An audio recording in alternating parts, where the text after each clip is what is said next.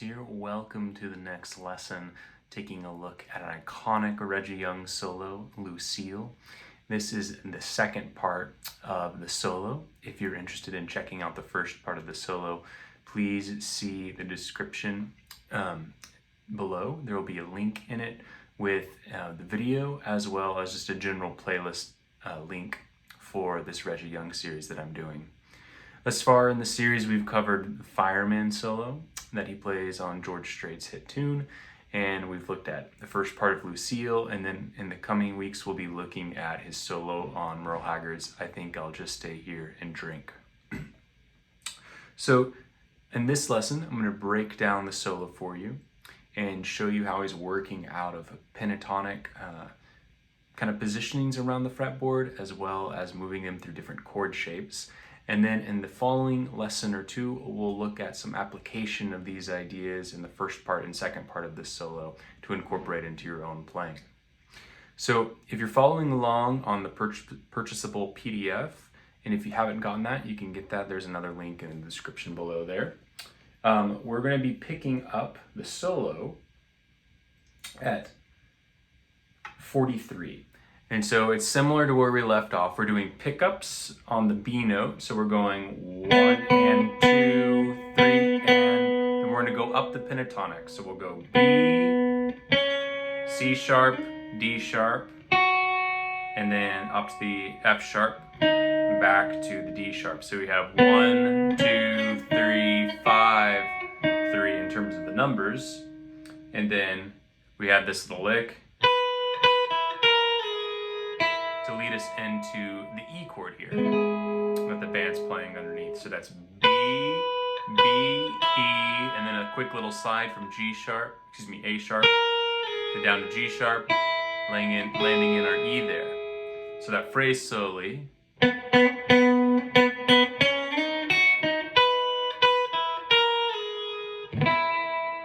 We're just seeing how he's working out of that pentatonics, and we're moving through the B chord here. We could think of this as like a G chord shape into this B chord here, and we could think of that as an E chord shape, landing in the E chord here, which is in a C chord shape. All right, so those are the large structures that we're working out of.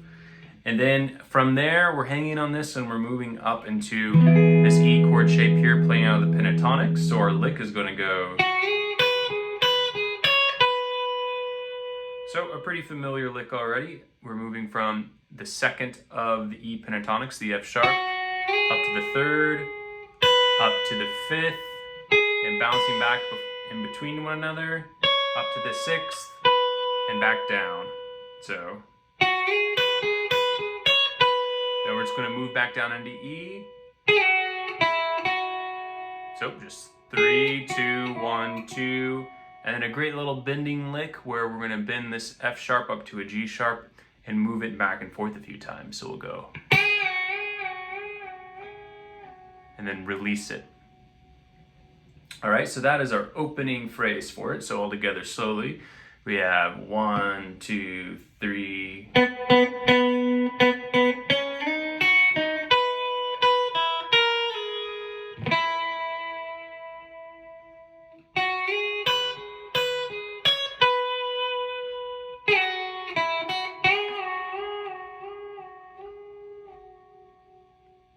All right, so that is the first part of the solo here. And then the second part, we're going to let that ring for 2 more beats, and then we're going to play a great lick that is going to be kind of basically a descending E major pentatonic run that's going to be covering the E chord shape, or the E chord and the G chord shape here, the E chord and the A chord shape here, the E chord and the C shape here, and kind of moving down into our B chord right here, and right here. So this lick, we're going to start on the high 12 and play the first part that's going to sound like this. We'll go.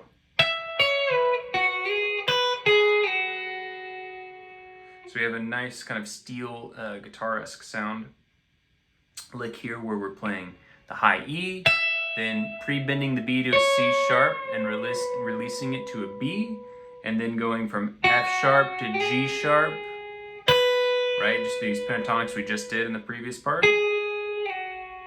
Okay, so we have. Now we're going to be moving into this next pentatonic position here, starting off from the 5th. So B, C sharp, E. Okay, so we have B, C sharp, E, back down. And then we're going to do the same kind of movement here. F sharp, G sharp, B, right? And then we're going to play 6, down to 4, down to 2. So that's the G sharp, F sharp, E. So we have. It's just a nice long pentatonic run. So we have 1, 2, 3, 4, 1, 2.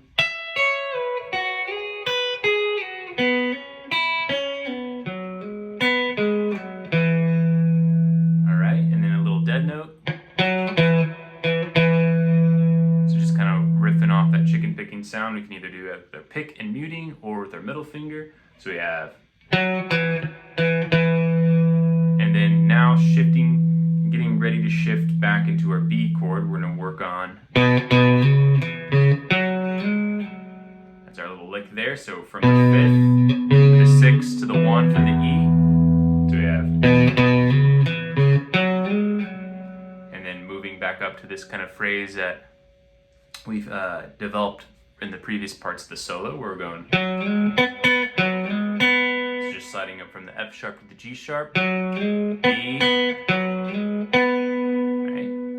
And then we're just going to move down. So now we're back into B, right? Our pentatonic pattern there is G sharp, F sharp, D sharp, C sharp, and B. 6, 5, 3, 2, 1 in terms of the degrees within the pentatonic scale. Fret-wise, that's 6, 4, 6, 4, 2. Okay, so that phrase coming back into the B is going to sound like this. From the E chord, we have.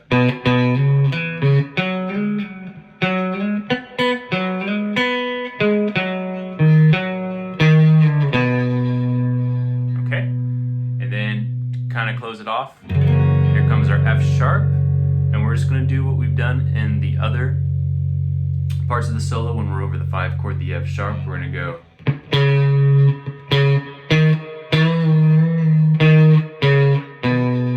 So we have a dead note picking up into it. The C sharp, that's the 5th of the F sharp.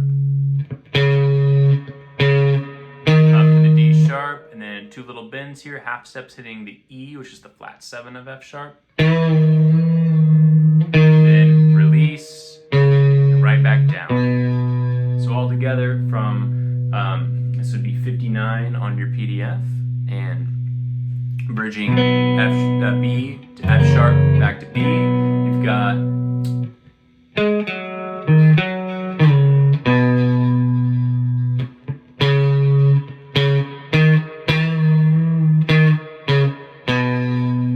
and that's going to be the conclusion of the solo. So the second part of the solo is going to sound like this. So we'll go slowly. 1, 2.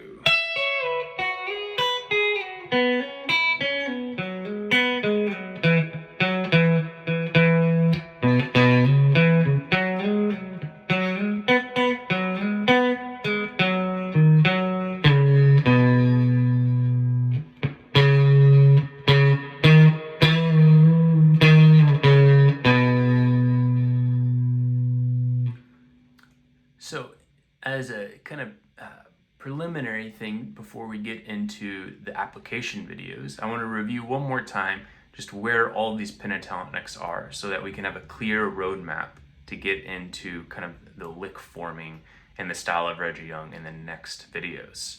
So you've learned the solo, right? You've seen the chord changes, you've been mapping it out.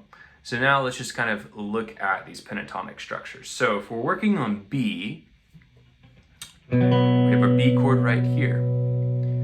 So we want to start with our root, and then move up with our third finger, then slide with our third finger into this next B chord here out of a G chord shape, right?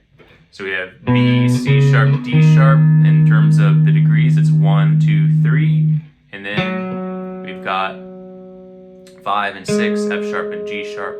And then we can just repeat that same pattern. So we got 1, 2, 3. And I'm going to adjust and use my first finger right here to get F sharp, G sharp, B, right?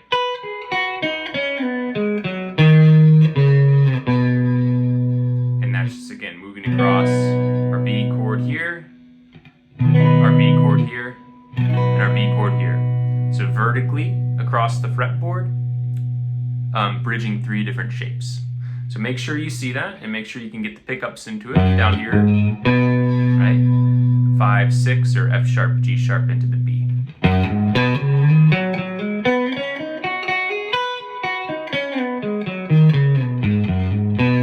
Now let's do it with the E. So we've got our E chord right here. We've got the 5th, the 6th, the 1. So those are our pickups. And then we can go 1, 2, 3, 5, 6. Adjust my finger for the first finger. Then we have 1, 2, 3, 5, 6, and 1. And those are the shapes he's playing out of. And in the lower part. Alright, and we're moving across our open E chord here. We're moving across the E chord with the C chord shape. We're moving across the E chord with the A chord shape. And we're moving across the E chord in the G chord shape right there. So that is bridging those chords, connecting them one into the other. And this is how you move across the fretboard freely, by seeing kind of these vertical patterns between the chords, which lend themselves nicely for traveling across up and down. So get those under your fingers, and then in the next lessons, we'll be talking about making some licks out of those ideas. I'll see you soon. Thank you.